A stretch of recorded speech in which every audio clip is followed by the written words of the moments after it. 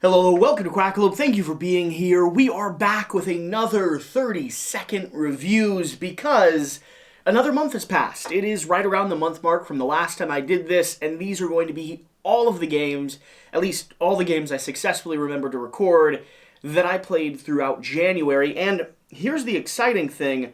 We are looking at 105 total plays with 63 unique games, which means, yeah, we're gonna have to go through this nice and fast. Now, the object for this is to one day hit that infamous 100 new games in a month mark. We're at 63, which was higher than we did last month, so we've got some room to grow. 40 more. I think I have like 20 solo games, and I could squeeze in a few more titles, certainly.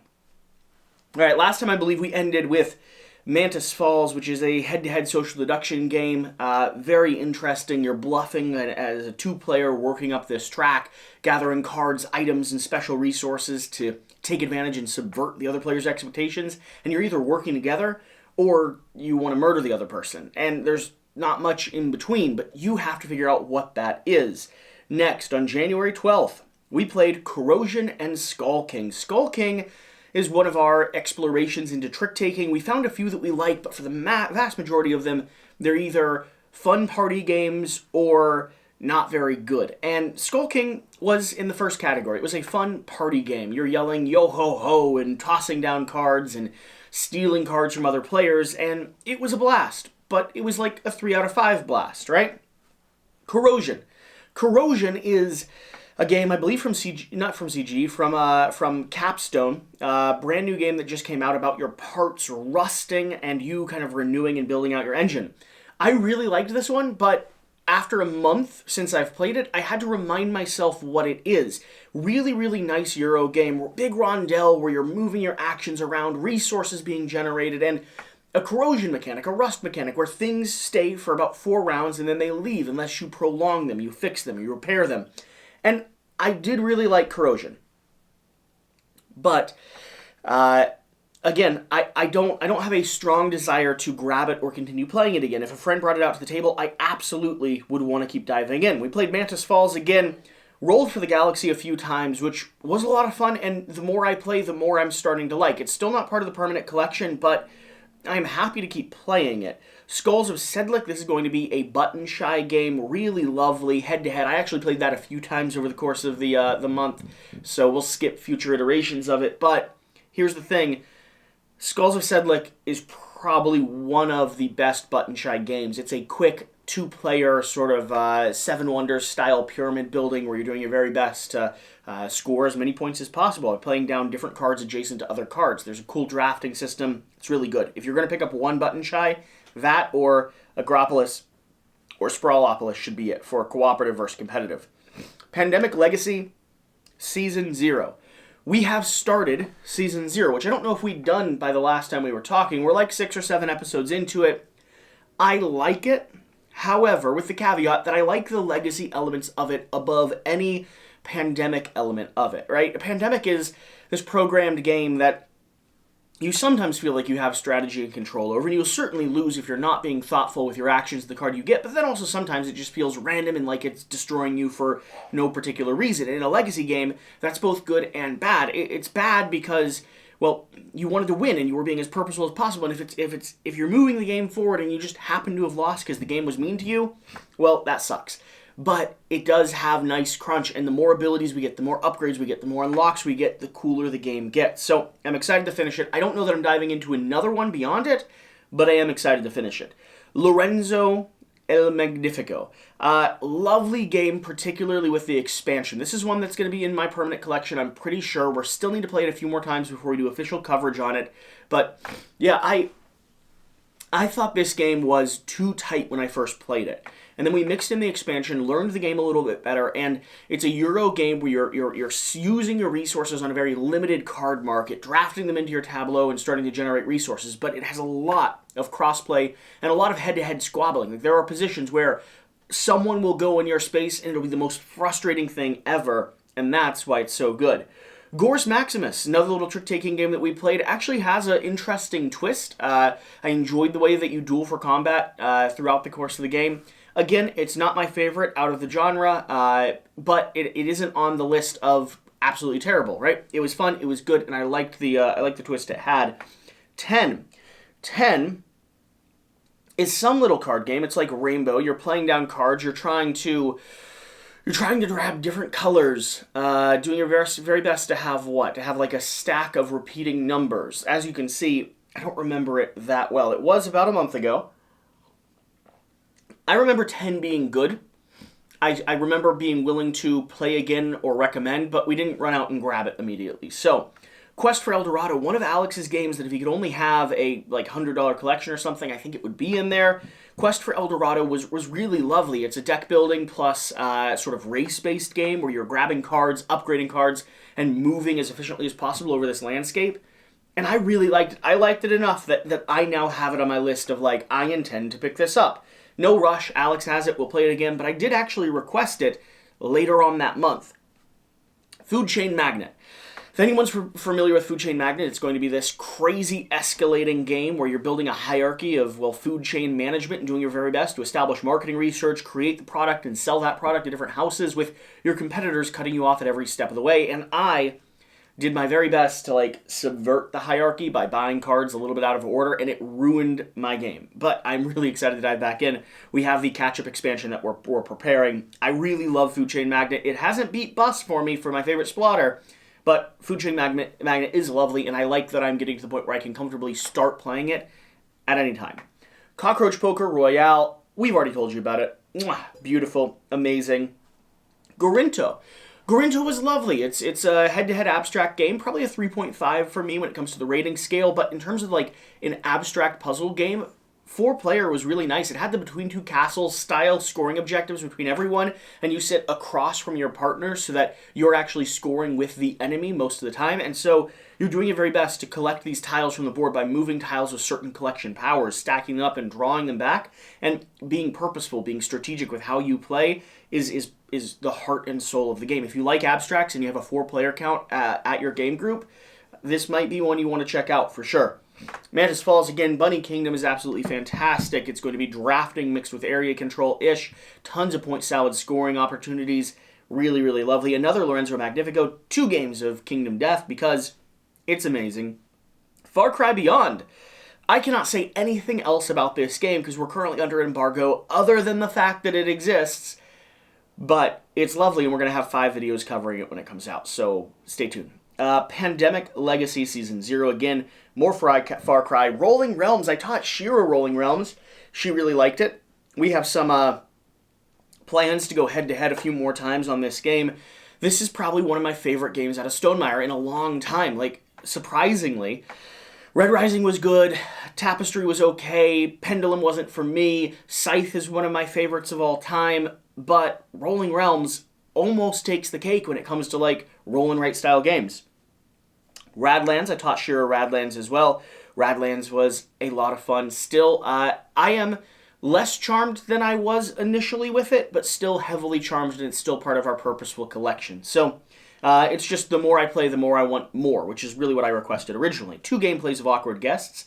Really interesting game. Like, if you took Clue and you made it slightly more adult and slightly more complex, had a lot of fun playing it. I don't know that I'm panning to play it again, but I like the detective nature of it. I like the clue, kind of the discovery nature of it. It did feel like I was just generating resources for the sake of generating resources until I was able to pin things together. I don't quite get the strategy of handing out cards. I don't think our game group did yet, because you can give information to other people and hold things back, but whatever the point, whatever the case. The biggest problem I have with it is it's very hard to track what you have received and have given from and to other players. Almost a board that let me keep order of that might make the game better. Hanasa Teutonica Big Box. Hanasa Teutonica is, I'm trying to remember, Hanasa Teutonica is this massive game. Not massive, but it's a crazy game where you're doing your very best to spread control on these different regions, building your area across roads, I believe, and then collapsing them into cities where you eventually score points, level up, gain bonuses. I really liked Hanasa Teutonica. I need to get my own copy of Hanasa Teutonica. I need to play more. It was really, really remarkable. I could see it being a permanent part of the collection. It's just a question of like 3 or 4 more gameplays. Final Girl. So much Final Girl. Y'all have seen all the gameplay videos here on the channel. I did 6 or 7 in one night. 7 in one night, and I need to go back and dive into the last 3 scenarios that I have. I'll be doing that hopefully very soon. Whistle Mountain, absolutely lovely. One of Alex's favorite in that from that publisher. I need to do coverage on it or play with Shira here in a bit, but Whistle Mountain was a really, really good sort of, you're placing these, what is it? It's worker placement to gain resources back with your different airships and also gain trigger events on the board. But the main object of the game is to actually build out this little, it's not polyomino, but it's kind of polyomino tableau in the center as the water starts to rise. And so you're trying to set down these effects that give you bonuses throughout play, where if you go in that area, you'll get a kickback. And so you're building out this area, rescuing your meeples over to the scoring conditions, and trying to kind of maximize how efficient your plays are. A lot of spaces are limited, which means that as you put something down, you're blocking the other player from it, and you don't call all your things back unless you have a special power or you use one of your recall actions. Yeah, I liked Whistle Mountain. Happy to play it again. For Science. For Science is a real-time, cooperative real-time game from the designer of Spirit Island. We covered the prototype back in the day. Got a chance to play the actual copy with Alex. I thought it was really solid. I thought it was like just as solid as when we covered it back in the day. It is a remarkably good and high-pressure real-time cooperative game, which is not as often as is not created as often as you would assume. I want to play again. We'll do some coverage of it here down the road, I am sure. Calico is still so frustrating to me. The inability to be able to like actually control over the actions and the tiles you take, and the force to play down in inefficient actions. I played it, I'll keep playing it, but still very frustrating.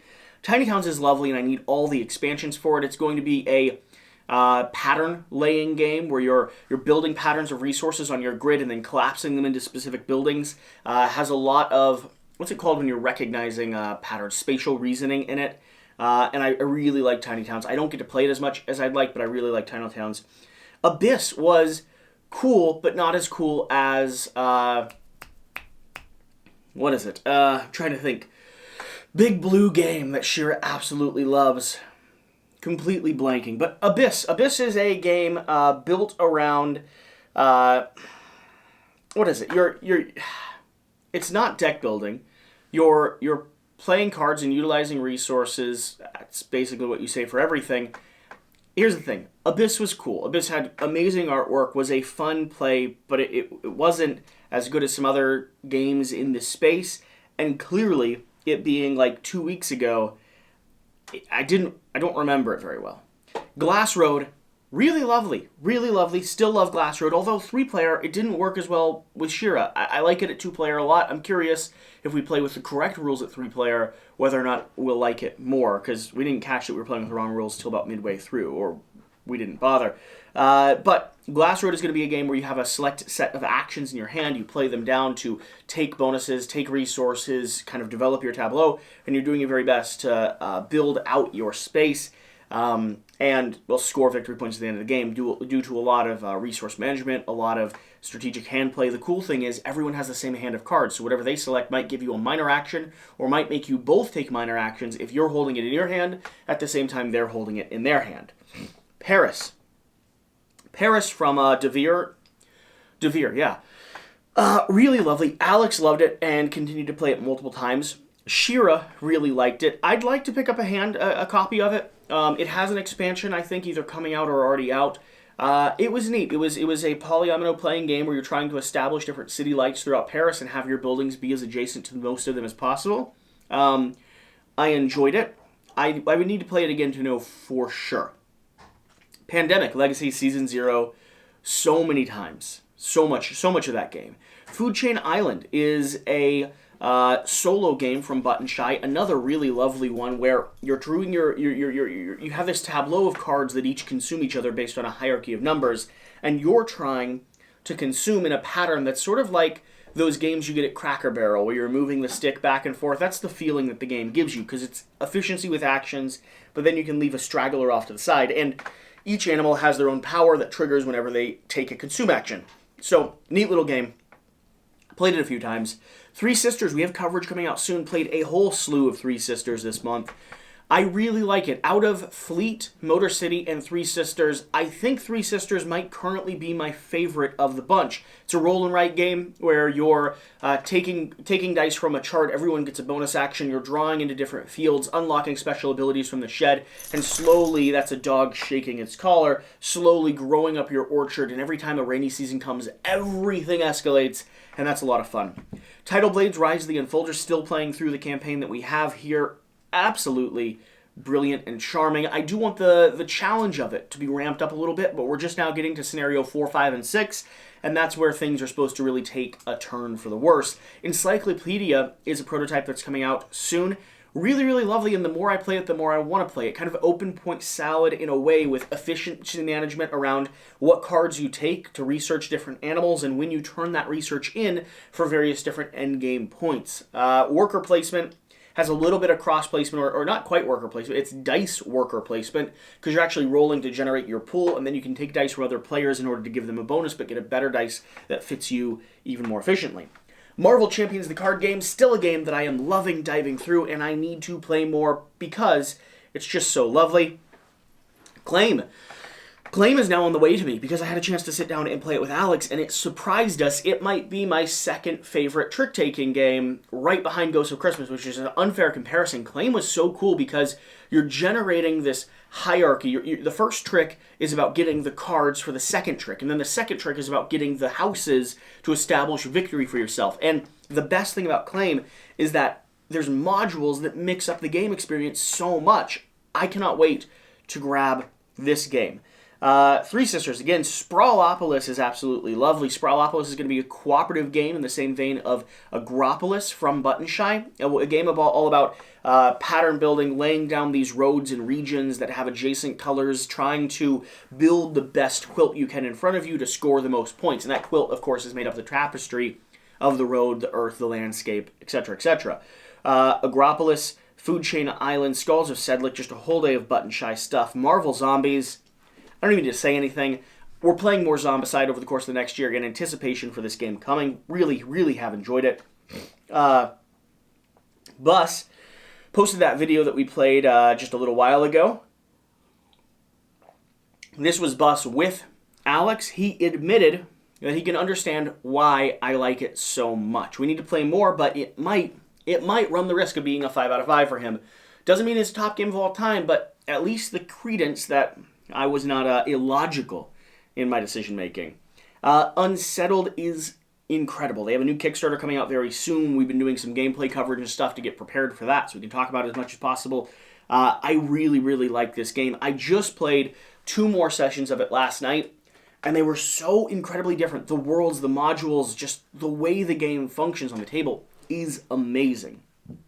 Bus, Vinhos Deluxe Edition was cool, but we also, for Vinhos Deluxe Edition, we played the first game wrong. We didn't start with an actual vineyard to produce grapes, so it didn't quite work as well. We played it again just within a few days of that, and it worked much better. Really, really interesting game. I don't know that I love the game yet, but I am glad that I have played it, and I'm glad that I know enough to play it more, to talk about it more. So we're going to continue diving in. We're probably going to do an on-camera gameplay at some point. I mean, it is known for being a fantastic worker placement Euro-style game, building out orchards, building out your tableau, using those to convert into points. Hard learn, though. Bit of a hard learn. Evolution New World, interesting little take that game. We did some coverage here on the channel. It was fun. It was fun. It's a neat twist. It's the first one that I've dove into as much as I have for that one. Brass Birmingham, really lovely. If I had to choose between Vinhos and Brass Birmingham, I think I'm going Brass Birmingham all the way. I mean, I like the aesthetic of it. I like the card play of it. It's a Euro game where you're establishing production, building out different types of factories, but then the cool twist is that midway through the game, everything wipes and everything becomes more expensive. So all your Era 1 stuff gets off the board, and you're hoping you prepared your tableau well enough to cycle into Era 2 and really score some victory points. Suburbia. Again, I taught Shira this. We are keeping the deluxe copy. We're going to do an unboxing here soon. Really lovely. Still a 4 out of 5. Hasn't turned into a perfect game for me, but as you open up more modules, it very well might. Evolution again, Vinhos again, Bear Raid. Bear Raid is a stock market game. You're going to be shorting a ton of stocks. I really, really liked Bear Raid because it has this interesting nature of you don't know what other people are going for, what they're bidding on, but you kind of negotiate and guess along the way. And instead of just investing in stocks as they go up, you can short stocks, which means when the stock fails, you get money back for free. It's really lovely. And when the stock does really well, you double your investment, double your income. So plays quick, might overstay its welcome by about 20 minutes or so, but we could probably shorten the round, so that wouldn't necessarily be a problem. We've played it a few times this month. We'll probably have coverage on it here very soon. Roads and Boats from Splotter. This might be my second flavor Splotter game. Really, really cool. Hard to table, lots of chits. Reminded me of a 4X, like Space Empire style game, but in this one, you have this big top surface that you're drawing on to establish roads and networks and different areas that you're spreading, and you're doing your best to establish production and establish buildings in each of these different regions, potentially steal other people's goose, and it becomes really, really competitive and really, really mean as you start merging into other people's environments, because any resources not currently being used or occupied can just be picked up and walked off with any of your transportation, your donkeys, your boats, your carriages, all of that. Roads and Boats, I need to play again very, very soon. Marvel Zombies Wreckland Run, real cool solo game. We should be doing coverage here, I hope. I have a copy downstairs, just a matter of timeline before the Kickstarter closes or not. But if you're thinking about backing it, I'll tell you, I personally have backed it because I'm having a lot of fun with it. Kingdoms Forlorn. If you saw the vlog where I spent so long learning how to play Kingdoms Forlorn, you'll know it is heavy, crunchy, but I'm also at the same time highly excited about it. One of my most anticipated still is, although I need to keep diving in because I need to do a head-to-head KDM versus Kingdoms comparison. Ares Expedition, Terraforming Mars, really lovely. We played with the new expansion modules that are coming out, and they were fantastic. We have a gameplay of that on the way. Doomlings, a little party game. Alex covered it over in Quack & Co. for us. I thought it was as good, if not better, than most party games. But again, party games are not usually my speed, right? So I enjoyed playing it. Interesting little tableau building as you're getting this whole hierarchy of different effects and abilities that kind of change your endgame scoring, and it's kind of point salady in the way that it operates. You'll be drafting up or drawing a Doomling from the board, playing it down into your tableau space from your hand, and then doing your best to, well, scuttle other people's Doomlings and score the most points yourself. Cockroach Poker, Lizard Wizard. I should have a copy coming here very soon. Lizard Wizard is really lovely, in the vein of Raccoon Tycoon, where you're going to be playing cards to generate resources. Those resources are a market where you could sell your resources to buy back a ton of points, but it also drops the market for anyone else. You're doing you're playing the game in order to establish a hierarchy of different abilities. So you get some things that give you in-game effects. You get some things that are end-game scoring. You get castles. You raid dungeons for treasure. It's complicated. It's a little bit heavy, but it's a really neat. I'd say it's a Euro. It's a really neat approach to a game. Beautiful artwork, really lovely. If you liked Raccoon Tycoon, this is the next stage in that series.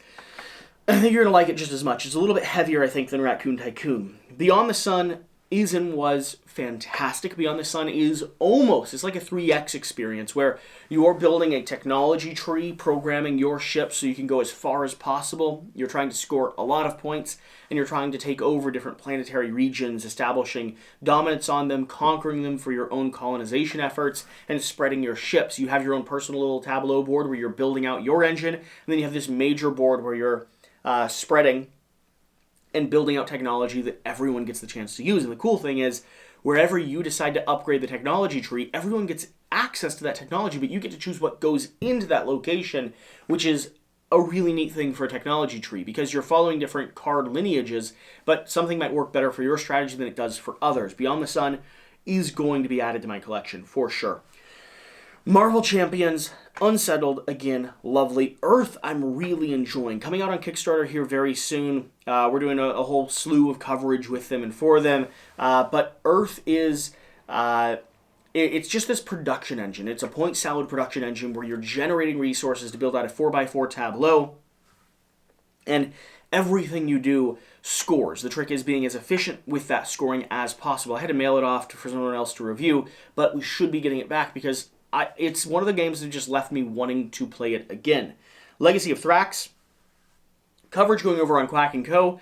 It's a kind of 4 to 5 hour, one versus many, not crawl game, but a game where you're going around this region, claiming castles, gaining resources to make it through the gates of Durang, something like that.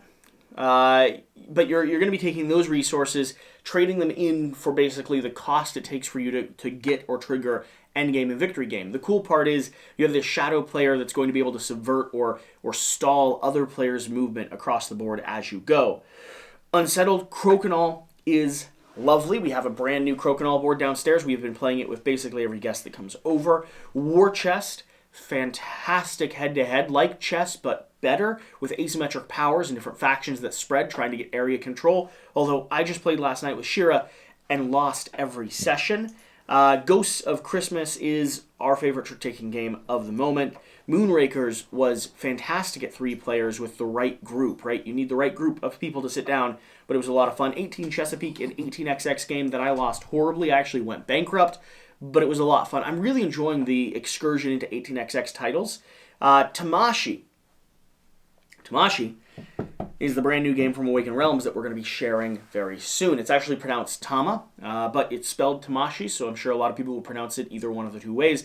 But Tama is this programming game where you have your action track here, you're sequencing different actions like you would on a digital keypad, and then that results into the steps that you can take on the main board and how you attack and interact with your villains. And you'll be getting more and more sequences, you'll be getting bugs, you'll be getting corruption into your sequence, so you have this sliding puzzle where you're trying to be as efficient as you can be with all of those actions. Then we have War Chest, and Illiterati. Illiterati is very hard for me. It's actually a really fun spelling game where you're drawing tokens from a bag and you're collaborating together to spell words that meet certain criteria, like spell words for transportation that have 3 yellow letters and are 12 letters long in total, like a series of words added together.